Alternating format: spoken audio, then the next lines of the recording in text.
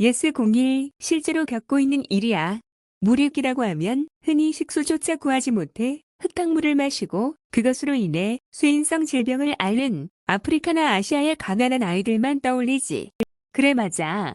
물 재난은 주로 아프리카 29%, 나 아시아 35%에서 일어나는 건 사실이야.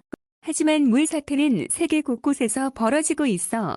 스페인에서는 자기 집 정원에 물을 뿌리다가 적발되면 벌금을 내야 한대. 미국의 캘리포니아에서도 물이 없어 폐쇄된 농장이 늘어났어. 우리나라도 이미 물 부족 국가로 분류돼서 2050년이 되면 OECD 국가 중에서 물 때문에 가장 고통을 받는 나라가 될 거라는 경고도 듣고 있잖아. 세계기상기구가 2021년 7월에 발표한 보도자료에 따르면 지난 50년간 발생한 재해 중에서 가뭄, 태풍, 홍수, 극한기온 등 물과 관련된 재해가 가장 비중이 크다고 해 1970년부터 2019년까지 발생한 역대 최악의 10대 재해 중 가장 큰 인명피해를 초래한 재해는 가뭄 65만 명의 사망자 이었고 이어 태풍 57만 7,232명 사망, 홍수 5만 8,700명 사망, 극심한 기온 5만 5,736명 사망 등으로 나타났어. 이에 따른 경제적 손실도 엄청나고 이런 추세는 점점 늘고 있지.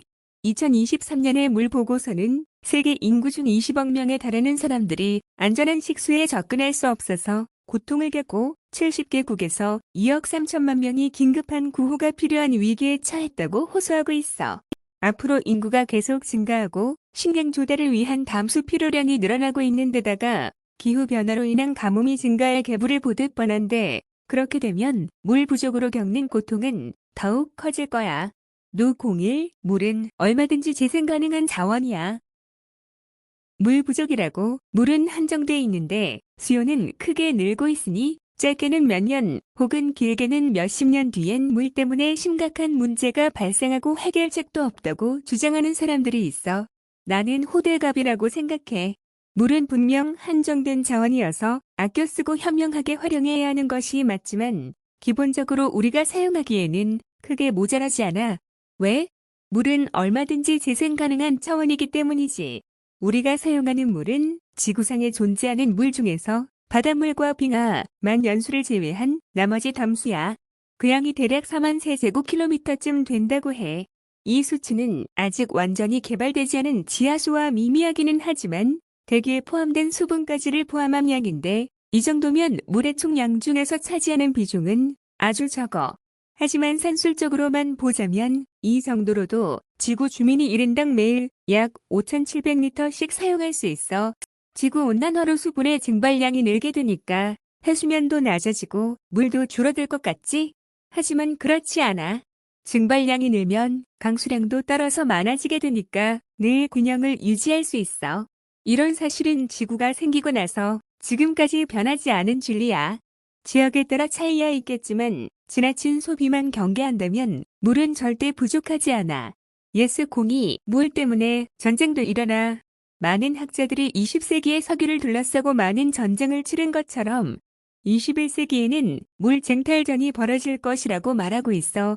물값이 석유값보다 더 비싼 지역이 점점 많아지고 있잖아. 우리나라만 해도 편의점에서 파는 생수가 석유보다 비싼 거 알아?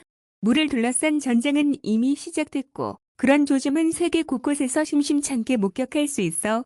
1967년에 시리아가 요르단강 상류 지역에 댐을 건설하려고 했어. 이것이 3차 중동전을 일으킨 원인이었는데 이스라엘로서는 시리아의 댐 건설로 강물이 흘러들어오지 않을 것을 걱정한 거지. 요르단강은 이스라엘은 물론이고 시리아와 팔레스타인 해방기구 등에게는 생명수나 다름없었거든. 시리아는 이웃 이라크와도 여전히 분쟁 중인데 이들 중동 국가는 정치적, 종교적인 문제뿐 아니라 바로 이런 물 문제까지 겹쳐서 서로의 갈등이 깊어가는 양상이야. 나일강을 둘러싸고도 케냐와 우간다, 탄자니아, 에티오피아 등이 마찰을 빚고 있어. 중국도 상황이 좋지 않아. 물 문제를 해결하지 못하면 GDP의 5.5% 경제 손실을 입을 것이라는 아시아개발은행의 전망에 다급해진 중국이 티베트 쪽 히말라야 수자원을 노리고 있거든. 이런 예는 수없이 많아. 다뉴브, 겐지스, 인더스 등 큰 강이 지나는 곳은 곳곳이 물 분쟁을 겪고 있어 물이 전쟁을 불러올 거라는 예견은 결코 과장이 아니야. 노공이 많은 국가가 수자원을 충분히 확보하고 있어.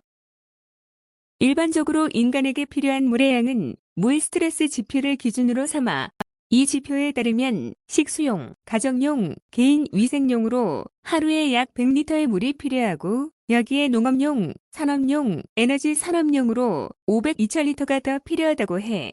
이 지표에서는 한 나라에서 1인당 사용 가능한 물이 4,669리터가 되지 않으면 물 스트레스를 경험할 확률이 높고 2,740리터 미만이면 만성적인 물 부족을 경험할 확률이 높다고 해. 1,370리터 미만이면 절대적인 물 부족이라는 거고, 그런데 2000년을 기준으로 만성적인 물 부족 국가는 15개국이고 전 세계 인구의 3.7%에 불과해. 몇몇 나라들은 스트레스를 받을지언정 나머지는 괜찮다는 의미지. 자, 이런 통계로 지구 전체가 심각한 물 부족 문제에 직면해 있다고 볼 수 있을까? 그런가 하면 많은 나라들이 한정된 수자원을 현명하게 소비하는 방법이나 새로운 수자원 개발을 위해 다양한 모색을 하고 있어. 중동의 여러 나라들은 해수 담수화를 통해 물 문제를 해결하고 있어. 이스라엘은 사막을 푸르게 가꾸고 가정에서 나오는 하수를 관계용으로 재활용하기도 해. 그럼에도 이스라엘은 1인당 1일 물 사용량이 969리터로 절대적인 물 부족 국가에서 벗어나지 못하는 건 사실이지만 이런 노력들이 조만간 상황을 개선시킬 거야. 문제를 알면 그것이 문제가 아닌 것처럼 위기를 알면 이미 위기가 아닌 거야. 현재 세계의 많은 나라들은 수자원을 충분히 확보하고 있고 개인의 물 접근성도 나날이 좋아지고 있어. 물 전쟁은 과정이야. 하지만 물 때문에 고통받는 사람과 나라들이 있는 것은 분명하기 때문에 고른 혜택을 위해 더 많은 고민을 해야 한다고 생각해. 예스03 민영화, 담수화는 답이 아냐. 물 부족, 물 위기에 대한 논쟁이 벌어질 때마다 단골로 등장하는 단어가 있어. 민영화, 담수화가 그래. 물값이 너무 싸서 헤프게 쓰이니까 소비량을 줄이려면 민영화를 해야 한다는 거야. 물 산업을 민간 기업에 맡겨 경제적으로 적정한 수준의 가격을 매기면 물 소비가 줄어들 것이고 줄어든 소비만큼 물 확보를 할 수 있으니 물 위기를 극복할 수 있지 않겠느냐는 논리지. 그러나 물 산업을 민영화할 경우 경제적인 가격으로 물을 공급하겠다는 애초의 약속이 지켜지지 않을 확률이 높아. 볼리비아에서 이런 일이 있었어. 금융위기에 빠진 볼리비아가 IMF와 세계은행으로부터 구제금융을 받는 조건으로 물 산업 민영화를 약속했고 이에 따라 미국의 벡텔이 코차밤바의 물을 관리했지. 하지만 오래 가지 못하고 벡텔은 콜롬비아에서 내쫓겼어. 물값이 너무 치솟았거든. 물뿐 아니라 전기, 도로, 철도 등 국민 모두가 이용해야 하는 기간 산업을 민간에게 맡기는 일은 보통 위험한 게 아니야. 그렇게 해서 생긴 부작용은 국민의 불만을 사서 정부나 정권의 책임으로 이어지기 마련이거든. 담수화 문제도 그래. 이론적으로는 사용하지 못하는 97%의 바닷물을 담수로 만들면 당장이라도 물 위기가 극복될 수 있을 것처럼 보여. 하지만 비용이 높고 기술, 전문 인력, 시설 등의 인프라를 구축하는 일은 선진국이나 가능하다는 거지. 이는 물에도 빈익빈 부익부 현상이 생긴다는 것을 의미해 물 확보에도 편중이 심해지는 거지. 또 담수화 방법으로 가장 보편적인 증발법은 에너지 소비가 많기 때문에 결국 환경 문제로 이어질 수밖에 없다는 점을 지적하지 않을 수 없어. 따라서 민영화나 담수화는 물 위기의 해법이 되기 어려워. 노03 문제는 해결하라고 있는 거야. 우리가 흔히 낭비가 심한 사람들을 가리켜서 물 쓰듯 한다는 표현을 해. 물처럼 마구 쓴다는 말이지. 이렇게 물 쓰듯이 물을 쓰면 조만간 물 위기가 닥칠 것은 너무나 뻔한 일이야. 이런 마구잡이식 소비를 부추기는 이유 중 하나는 분명히 지나치게 싼 물값 때문이기도 해. 정부나 관계기관에서는 물을 절약하자는 캠페인을 끊임없이 하지만 사실 그 효과가 얼마나 되는지는 모르겠어. 많은 사람들은 물이 생명과 직결된 것이라 누구나 물에 쉽게 접근할 권리를 가져야 한다고 말해. 맞는 말이고 동의하지만 그렇다고 공짜로 줄 수는 없잖아. 민영화는 물값을 현실화하자는 거야. 생산 원가가 반영된 가격으로 물을 공급하자는 거지. 물론 지금보다 물값이 오를 거야. 하지만 이러한 물 가격 정책이 물의 소비를 줄일 것이고 그렇게 확보된 물은 더욱 다양한 곳에 더욱 효율적으로 사용되지 않겠니? 물값을 감당하지 못하는 사람들이 생길 수도 있겠지만 그런 사람들에게는 국가가 보조금을 지급하면 되지 않겠어? 국가의 역할이 바로 그런 데에 있는 거니까. 담수화도 그래. 할 수만 있다면 사실상 물을 무한정으로 사용할 수 있게 되잖아. 재정이 뒷받침되는 나라에서야 얼마든지 쓸 수 있는 해결책인데 그것이 물 확보에 편중을 가져올 거라고 해서 반대하는 건 옳지 않아 보여. 어느 일이나 처음에는 비용이 많이 들 수밖에 없어. 그러면서 점차 비용은 적게 들고 생산량은 많은 방향으로 연구개발을 진행하는 게 일반적이잖아. 또 그렇게 개발된 신기술은 점차 개발도상국으로 전해지고 말이야. 모든 역사는 그렇게 발전했어.